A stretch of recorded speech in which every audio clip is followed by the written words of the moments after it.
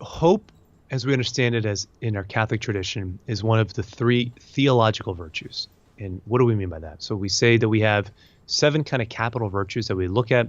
4 of those are ones that we kind of cultivate and we can kind of grow in on our own, which is temperance, prudence, justice, and fortitude. That those are ones that we have the capacity to cultivate in, and we call those the human virtues or the cardinal virtues, the hinge virtues that ultimately lead us to the more supreme virtues, the theological virtues, the virtues that we need divine assistance to ultimately be able to actualize in our life. And those virtues are the virtues of faith, hope, and love. And the 3 of them kind of are intimately connected. So it's hard to talk about hope apart from love. It's hard to talk about hope apart from faith. It's hard to talk about faith apart from hope. It's hard to talk about love apart from faith or from hope. You know, like there is this integrate connection between the 3 of them.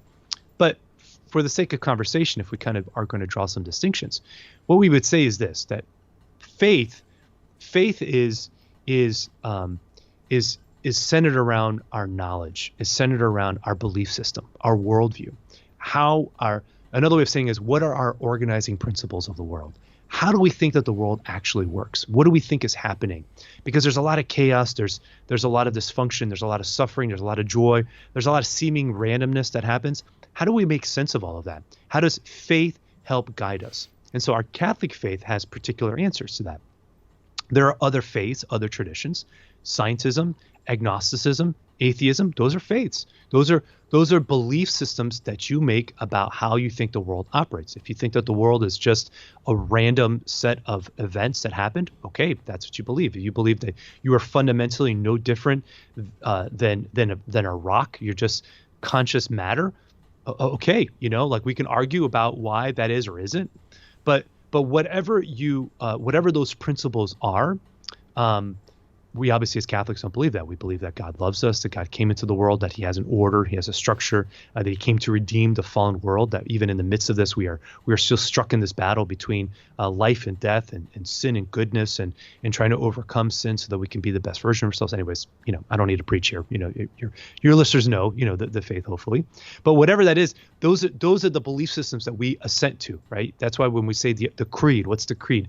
This is our belief system. This is what we fundamentally believe as Catholics. So then we place our hope within those sets of belief.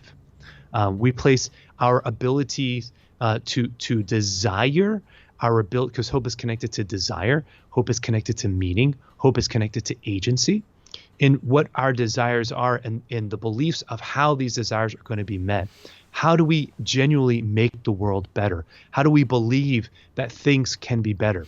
We believe that in our faith, but then we assent to that, you know, kind of with this act of the will, this emotion that I think is where hope kind of rests in.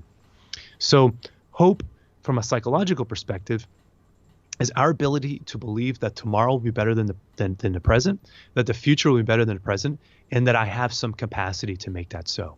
Hope is intimately connected with a sense of agency, with the sense of my ability to not only make sense, but to bring some order and to relentlessly bring some good out of whatever circumstance that I find myself in. And that definition is across the board. Even somebody like Viktor Frankl in Man's Search for Meaning, he talks about a tragic optimism. How do we, and he defines optimism as looking back at the Latin word for optimum, the best. What's the best that we can make out of a tragic circumstance? Like that's where hope lies, is our ability to make the best out of whatever circumstance we find ourselves in. So even with something like dementia or a caregiver who's losing their abilities, their mental faculties, how the heck could we make good out of this? I mean, that's the question of grace, isn't it? That's where we rely on our faith to provide some structure to the difficulties that we find ourselves in, some organizing principles, some way of being able to say, okay, I don't always have to be reactive to the pain that's in my life, but I can still be proactive. I don't just have to avoid the difficulties, but I can approach those difficulties with vigor, with virtue. Why? Because I believe that God in his goodness, even though he is allowing this, still has a plan, still has a purpose.